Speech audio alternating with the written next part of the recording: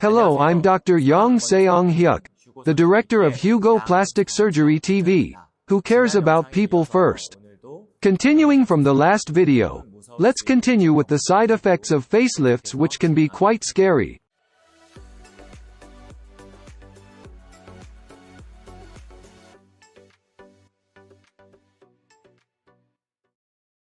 In facelifts, if there's one thing that surgeons pay the most attention to, it is paralysis. Paralysis can occur for three reasons. The first is, we use local anesthesia for surgery. The effects of local anesthesia can also cause a temporary decrease in motor ability. This phenomenon is common immediately after surgery. Usually, after a day or so, the movement gradually returns. It usually recovers completely in a few days.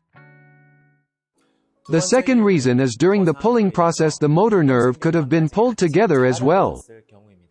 In this case, the swelling goes down for about a month and the paralysis goes away.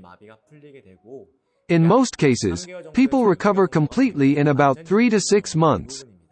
In order to accelerate this recovery process, injection therapy or electric current therapy may be performed.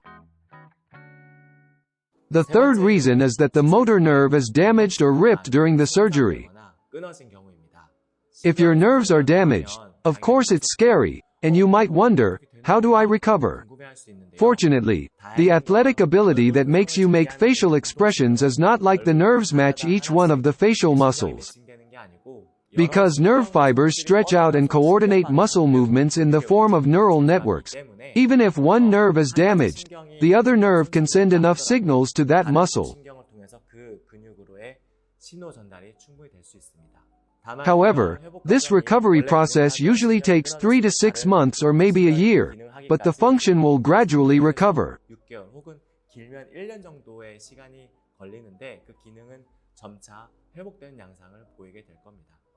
Even after sufficient time has passed, very rarely, the paralysis could continue. In that case, you could consider doing something like a neurotransplant. It's important to understand the general process of scar recovery. The discomfort of each period that everyone experiences should be recognized as a normal recovery process. Scars begins to form after about 3 weeks in the recovery process. From this point on, there's a feeling of a bit tight and there are many cases where people complain of discomfort. It often causes redness, itching, tingling, and swelling. It gets worse and worse by about 3 months. But after hitting the peak at about the 3rd month, it starts to loosen up again. And after 6 months, as I said before, the tightening, swelling, itchy, and tingly sensations will go away, so don't worry too much. Usually, after surgery, people ask, does it leave a lot of scars? In general, patients don't care about the scars that remain clean on the wound. Usually, the scar looks a little higher, looks red or painful, or looks a little wider than the incision line, or if it looks like they got burned. I think people are worried about them.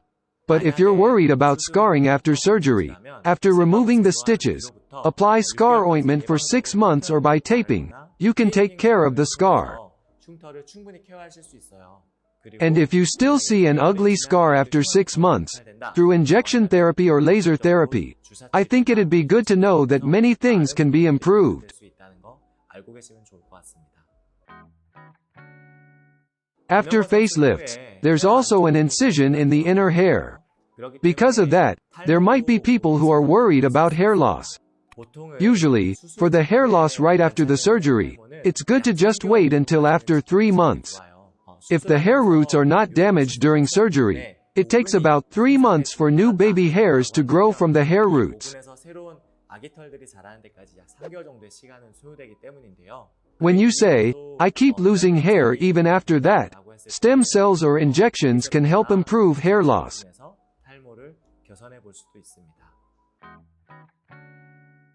Lastly, Pixie ears.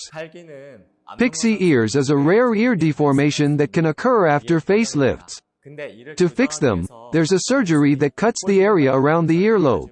But then, not only around the earlobe, it will cause scarring on the bottom as well. If you want to correct this more clearly, you need to go under a revision surgery and lift a lot more of the SMAS layer and also the skin, which will have better results in correcting the pixie ears.